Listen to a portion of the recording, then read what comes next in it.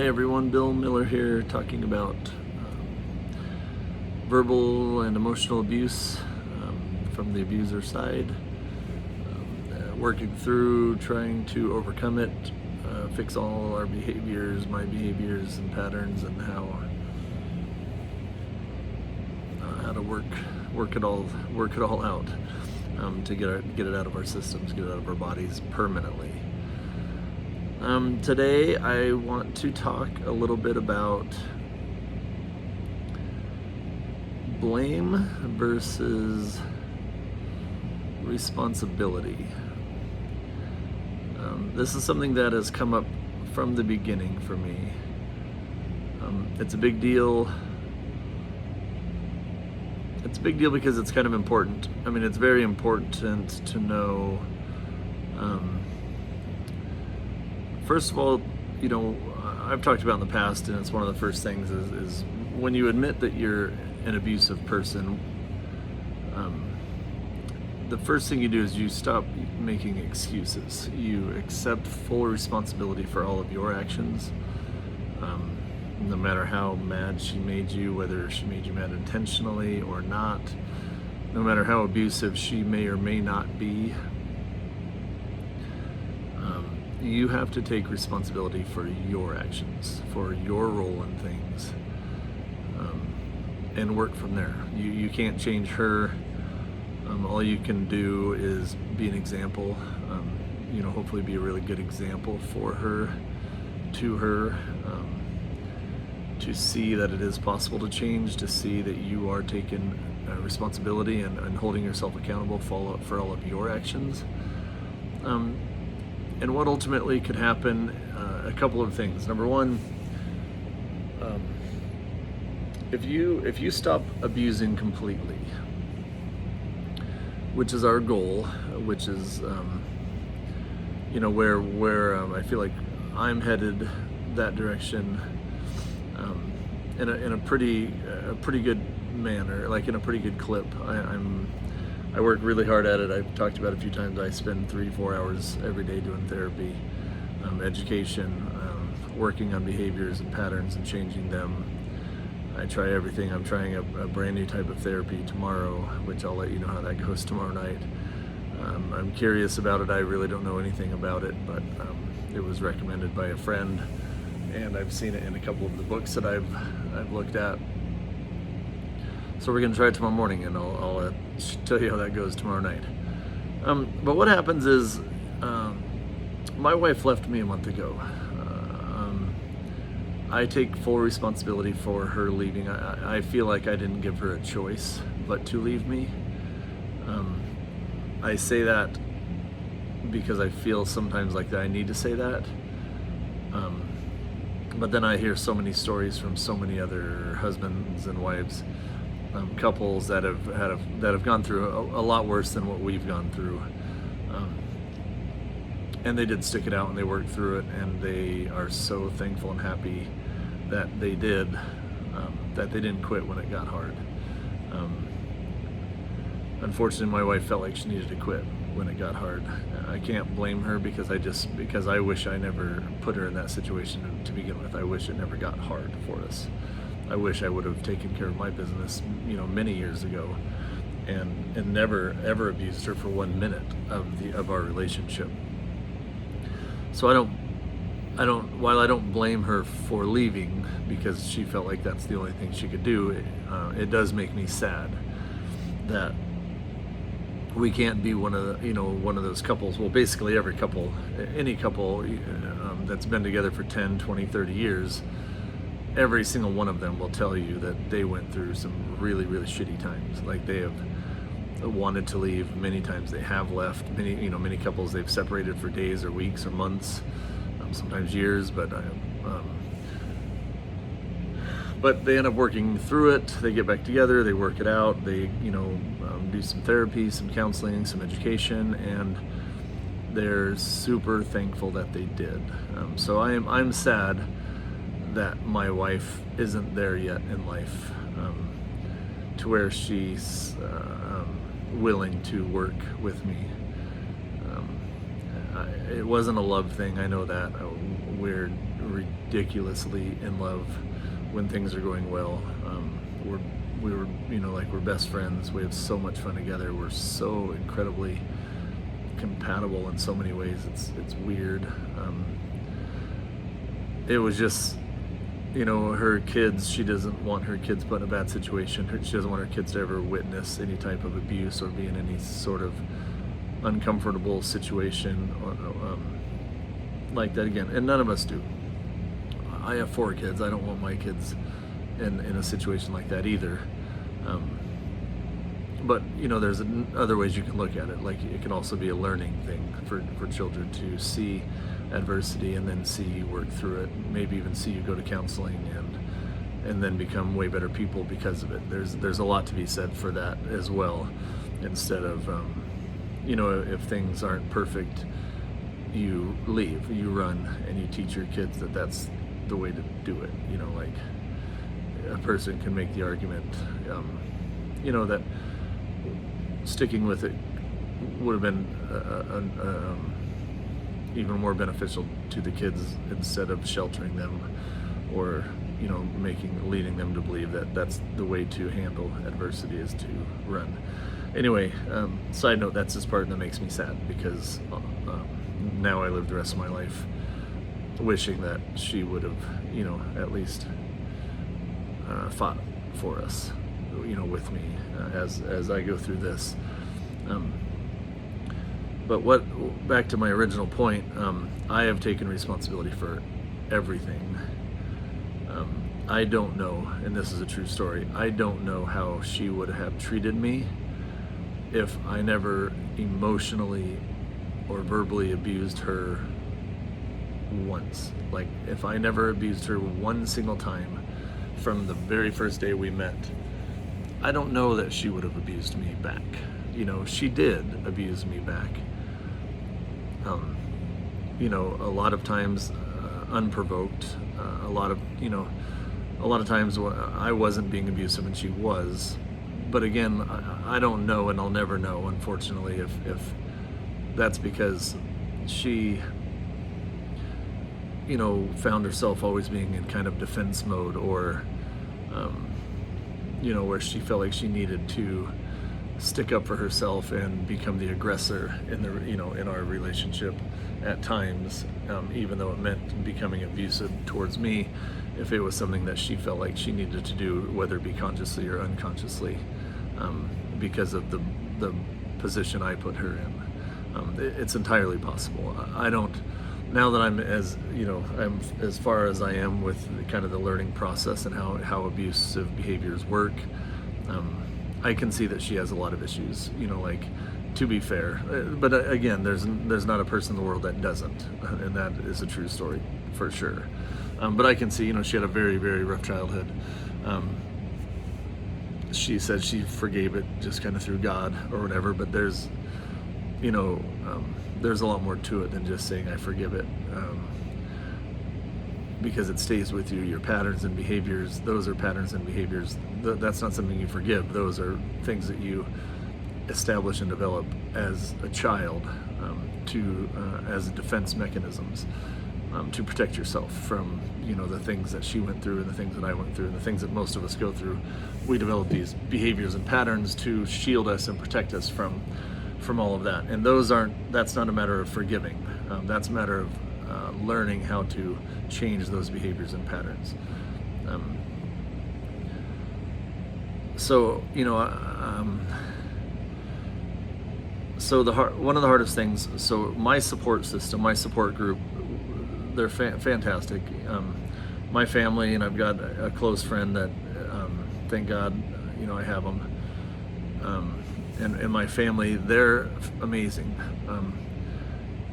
It's hard for them to let me take all the blame, to hear me be so hard on myself and so openly critical of my behaviors and actions, and to take full responsibility for all of the problems that my wife and I had. They are constantly saying, she has a role in it too, it takes two, it can't all just be me and she was perfect, which of course not.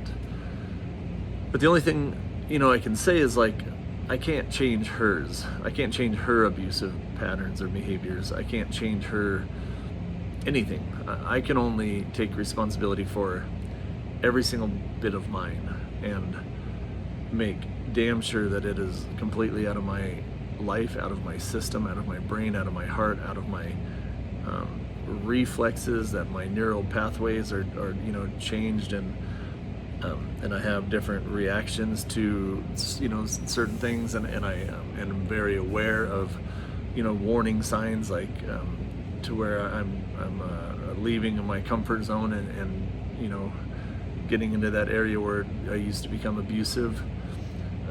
All I can do is focus on me and fix me and take responsibility for every single abusive action that I took, that I performed,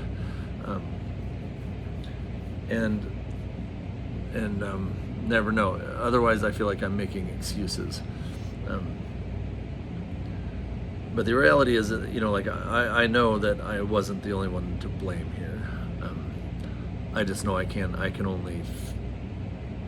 only blame myself for what I know I did wrong, and I do, and I will always take responsibility for that.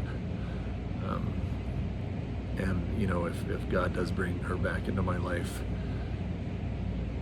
I can promise there won't be a minute's worth of abuse. That will not be the case. Now, if she is still abusive, then that would be something that would be, addressed at that time. And maybe it would be something that she would see that I'm no longer abusive, and see that she is having a harder time controlling her anger and emotions and behaviors. And realize, maybe it wasn't all me that led her down that path. Maybe she does have some things that she can work on too. But again, that's, something that she would have to decide for herself. I'm just here kind of because anyone that's going through what we're going through, what I'm going through, if you are, like one of the first things they say is you do not any more excuses, not one. If you're making excuses, you are hampering your progress, and that's a true story. If I were to blame her, which I don't blame her, if I were to blame her for my actions, how am I going to get better? You know what I mean? Like, I wouldn't get better unless if I blame her for my actions, then the only way for me to get better is if her actions were different, and then my reactions could be different. But that doesn't make sense. That's not fixing me. That's blaming her for my actions, and that's not. As a child, I can say, I can blame, my sister's kidnapper on me becoming the person that I became. That's not making an excuse. That's me being a child that was devastated and was all fucked up, and didn't know how to do anything other than whatever your biological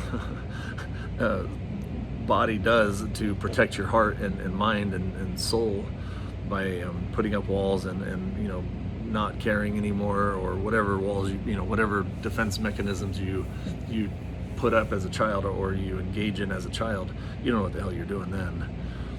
But as a grown-up, no one's going to make you behave a certain way. You choose to behave that way, and you take responsibility for every bit of it. For everything that you choose, you take responsibility for that. So that's that. That's a hard one in ways, because you need a support group, but your support group can't convince you. Like, their job is to support you, not convince you that the other person is half to blame. Whether it's true or not, focusing on that doesn't change you. It doesn't change your behaviors. It doesn't change your patterns. Like, my wife might be 40% to blame, or whatever the percentage is. I don't know. And I'll never know. And I'll never care, because all I care about is fixing me, taking responsibility for me, and healing, and never ever abusing again. And then if she's still a 40% abuser, then, and God brings us back together, then we will address that at that time. But I'm addressing mine at this time, so I have to constantly tell my support group, like, I get it. Like, I'm not totally to blame. I'm just totally to blame for my actions, and that's all I'm focused on. And so that's a real thing. Like, you are 100% to blame for your actions, and that is all you should be focused on. So while you're not 100% to blame for the relationship, you are 100% responsible for your actions. Okay, so that's that. Secondly, and I'll try to wrap this up in 5 or 7 minutes. Secondly, this was an interesting one that really hit home with me. I was talking to my sister about it today, and she's like, and she graduated from therapy, whatever that means, but she graduated from therapy with her husband, couples therapy, and she's like, I've never thought about it that way, but this is the truth. What I'm about to say. It was neat the way someone put it. I think it was in the Choices program book from yesterday that I read, but what it talked about, actually it was in a different book, the Abusive relationship book. Anyway, what it talked about is this: when you are a young man, when you are a 5th, 4th, I don't know what grade or age, but you take a middle school boy, 12 years old, 10 years old, 11, 12, 13, 14, 15 years old, and you have that kid on the football team, screw up. I was the quarterback, so I throw an interception, and I go to the sidelines, and my coach says, what in the hell are you doing? That was a stupid play. That was a stupid pass. Whatever. And my response is, that hurts my feelings when you talk to me that way, coach. And I start crying. Could you imagine? Could you imagine the ridicule, all the guys on your team, the coaches, if that was my, if he said, called me a bonehead and I lost the game for us or whatever, or in gym class, someone calls you a dumbass or calls you a name, or some gal calls you stupid, or makes fun of your big ears or something, all those things happen to me. Like, I had big ears when I was little because I was way skinnier, and now I think I have small ears because I'm way bigger. But anyway, people used to always make fun of my ears, and did it hurt my feelings? Of course it did. But could you imagine a 7th grade boy expressing his emotions by crying and saying, that hurts my feelings when you say stuff like that to me, will you please stop? Everyone would be like, what the hell? Like, they would make fun of you, you'd be ridiculed, they would laugh. That's just the way it is for boys growing up. You're never taught, you don't express your emotions like that. When someone hurts your feelings, you let them know that your feelings are hurt and ask them politely to stop. You know what I mean? So at what point is it expected out of us to go from birth until we start having serious relationships as grown men?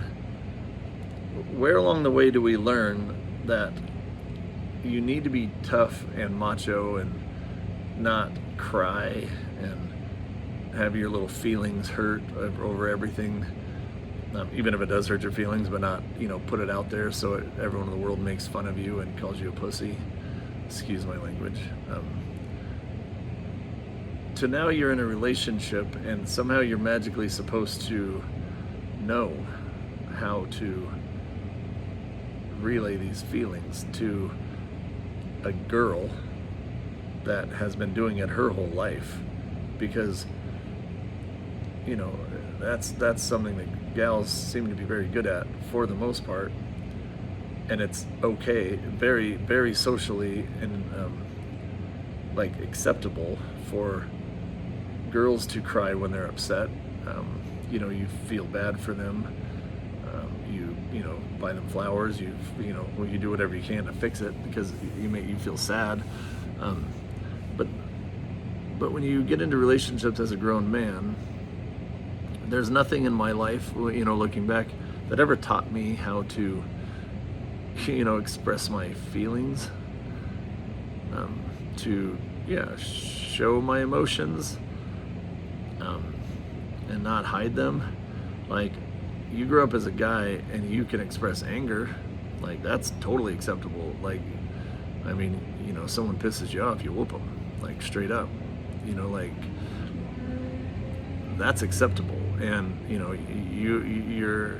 make your gal feel safe. Like you have a gal on your arm and she feels safe. Like we're sitting in at a concert or in a bar and she's like, yeah, my guy will protect me no matter what. That's society. What's not is when you get in a relationship and now when you're upset, you're somehow supposed to know how to tell your wife that your feelings are hurt. Like, tell your wife that whatever she did made you sad, or like upset you, and please don't do that again. Or, can we come up with a better way to get that message across that's not as harmful or damaging. I just wish there was a way for guys to learn that stuff. Not the way that I learned it. I just lost my wife because I sucked at it. I was a calloused, I grew up fighting. I didn't like someone or something, I handled it. It's not how relationships work, but it's how business works.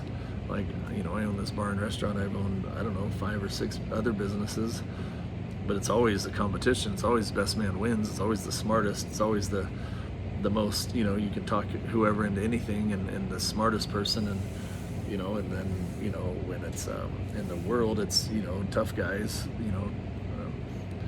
I don't know, but then that doesn't work in relationships. So where do people learn this stuff,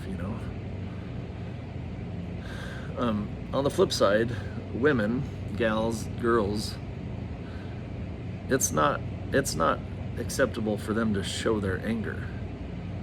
Like, girls show their emotions and feelings, totally acceptable.